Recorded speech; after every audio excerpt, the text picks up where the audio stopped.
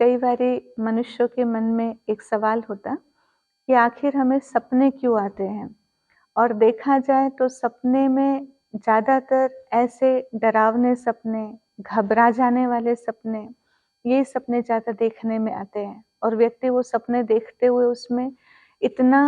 अंदर चला जाता है तो उसे लगता है कि जैसे प्रैक्टिकल में उसके साथ वो घटना आज हो रही है और बिल्कुल घबरा कर वो उठ जाता है। तो सपने आने का कारण क्या है? महाराष्ट्र में मराठी में एक कहावत कही जाती है,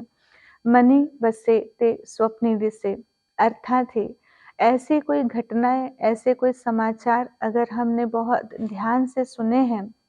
और उन बातों का अगर मन के ऊपर बहुत गहरा प्रभाव हमारे गिर चुका है, तो कहीं न कहीं सबकॉन्शियस माइंड में जब वो बात बैठ जाती है,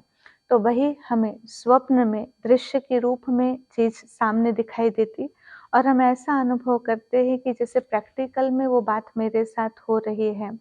तो मन में जिस बातों का चिंतन जितना गहराई से उस बात को हम स्वीकार कर लेते हैं और उसका चिंतन करते हैं, तो वही सपने में कहीं न कहीं देखने में आता। दूसरा सपना आने का एक कारण हो सकता कि पास्ट की कुछ ऐसी दर्दनाक घटनाएँ, कुछ ऐसी बीमारियों का अनुभव जो हमें अपने जीवन में हुआ होगा, पास्ट जन्मों का ही वो क्यों न हो, लेकिन कहीं न कहीं आत्मा के अंदर वो स्मृतियाँ संस्कार के रूप में साथ में आ जाती हैं। तो उन बातों के असर से भी हमें स्वप्न में वो सारी बातें जैसे कि दृश्य के रूप में सामने आती रहती है और हम डर जाते हैं। और हमें अगर इन चीज़ों से छूटना है, इस जो कहीं न कहीं डर हमारे मन में बैठा है,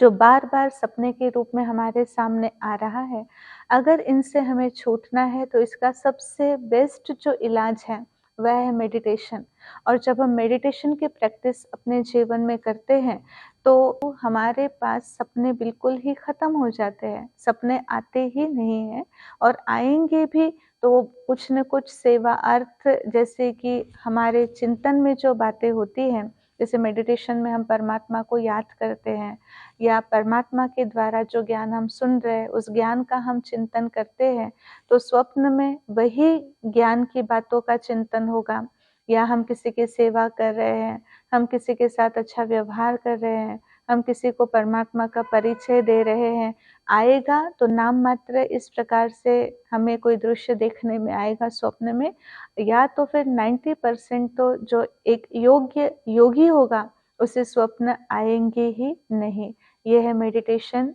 उसका सबसे बेस्ट इलाज। अगर हम इस प्रकार से स्वप्नों से छूटना चाहते हैं, तो उसके लिए मेडिटेशन की प्रैक्टिस करना अति आवश्यक है। ओम शांति।